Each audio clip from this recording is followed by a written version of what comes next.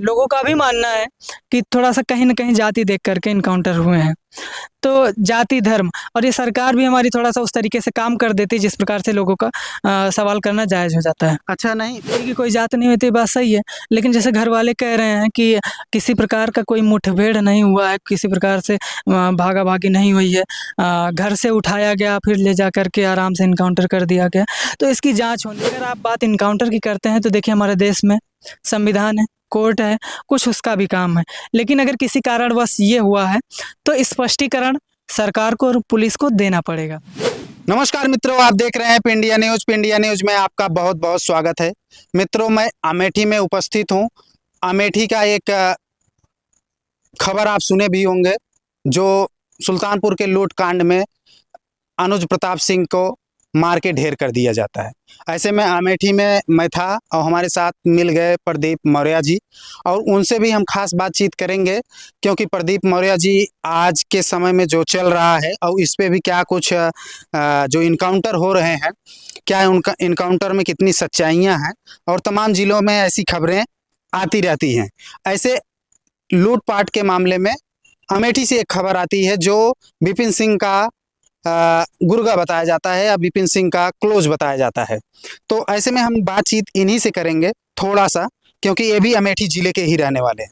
बहुत बहुत स्वागत है भैया। बहुत बहुत धन्यवाद आपका। आपके यहाँ एक इनकाउंटर होता है अनुज प्रताप सिंह का, और वो लूटपाट के मामले में शामिल था। गांव के लोगों का कहना है कि वो सच्चा लड़का था, सही लड़का था। आप लोग किस दृष्टिकोण से देखते हैं? देखिए, सबसे पहले तो मैं कहना चाहूँगा किसी प्रकार का जो इल्लीगल काम है वो नहीं करना चाहिए। तो कहीं न कहीं डकैती इल्लीगल काम है, तो वो नहीं करना चाहिए था। लेकिन अगर आप बात एनकाउंटर की करते हैं तो देखिए हमारे देश में संविधान है, कोर्ट है, कुछ उसका भी काम है। लेकिन अगर किसी कारणवश ये हुआ है तो स्पष्टीकरण सरकार को और पुलिस को देना पड़ेगा। अगर उसी जगह मैं अगर दूसरे एंगल में जाऊँ, अगर मैं इस मामले की तुलना किसी अदर मामले से करूं तो ये सुल्तानपुर का जो मामला डकैती का मामला है। डकैती के मामले में 2 इनकाउंटर हो गए, पहला मंगेश यादव का, दूसरा अनुज प्रताप सिंह का।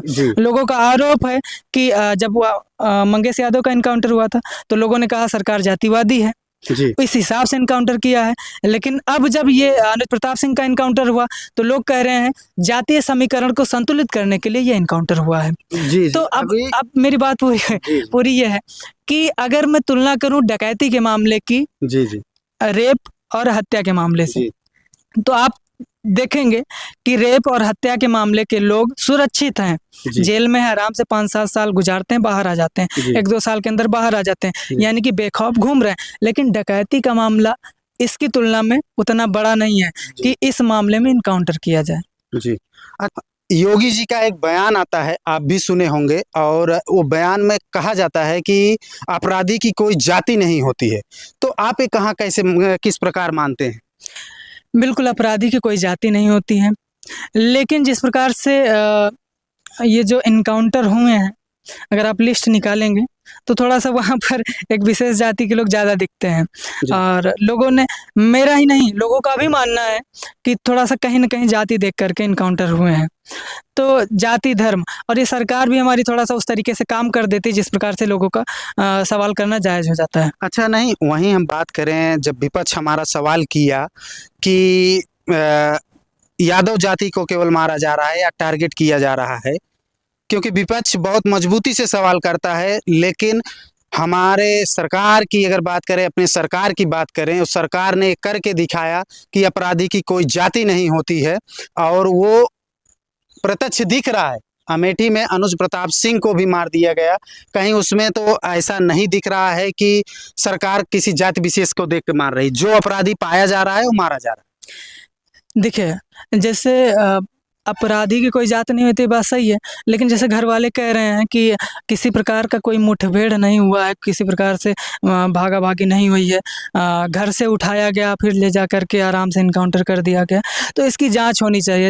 एक टीम गठित कर दी जानी चाहिए, तो एक जांच भी हो जाएगी और लोगों में ये आ भी जाएगा कि हाँ, सरकार सही काम कर रही है। अब लोगों में एक भ्रम फैल गया है कि पुलिस जो है वो हत्या को एनकाउंटर में तब्दील कर दे रही है, और ये लगातार इस प्रकार के बातें भी होने लगी है कि हमारी जो सरकार है वो जैसे रेलवे स्टेशन और शहरों का नाम बदला जा रहा है, वैसे ही सरकार ने हत्या का नाम बदल करके इनकाउंटर रख दिया है। तो अगर ऐसे काम होंगे तो इस प्रकार के सवाल होने लगे। अच्छा, सरकार का और एक और बयान आता है, उसमें सुने भी होंगे आप, एक कहती है कि half encounter full encounter. Half encounter में क्या है और फुल इनकाउंटर में क्या है?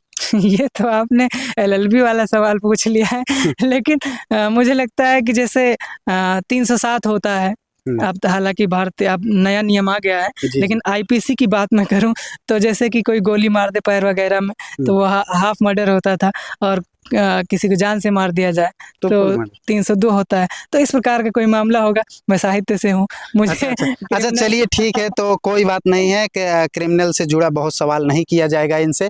मित्रों, ये साहित्यिक हैं। और क्या अच्छा ऐसे जो चल रहे हैं सरकार में, जो चल रही हैं घटनाएं आप देखते हैं, उस पर क्या लिखे हैं आप?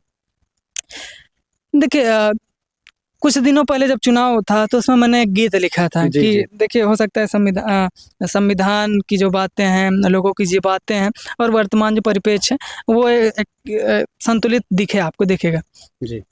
संकट में बाटे संविधानवा हो, जाग जाग भारत के जवान हो। संकट में बाटे संविधानवा हो, जाग जाग भारत के जवान हो। बाबा साहेब नले हैं फिर जन्मवा हो, बाबा साहेब नली है फिर जन्मवा हो। जाग जाग भारत के जवान हो, संकट में बाटे संविधानवा हो, जाग जाग भारत के जवान हो। लोकतंत्र खत्म होई आई तानशाह हो, कातिल भी उनकर होई उनकर गवाह हो। कटघरा में जनता जनार्दनवा हो, जाग जाग भारत के जवान हो। संकट में बाटे संविधानवा हो, जाग जाग भारत के जवान हो। ये गीत मैंने तब लिखा था जब सरकार के लोगों ने कहा था कि हमारी 400+ सीटें आ जाएंगी तो हम संविधान बदल देंगे। तो ये इस तरीके से स्टेटमेंट देना थोड़ा सा गलत है। तो कहीं न कहीं मित्रों, ये आप इनके गीत सुने और संविधान से रिलेटेड गीत थी, और हमारे साथ प्रदीप मौर्य जी थे। इनकी आवाज़ कैसी लगी, राय है, अपनी राय दे के कमेंट राय में ज़रूर बताएं। मिलते हैं नेक्स्ट वीडियो में नई खबर के साथ। जय हिंद, जय भारत।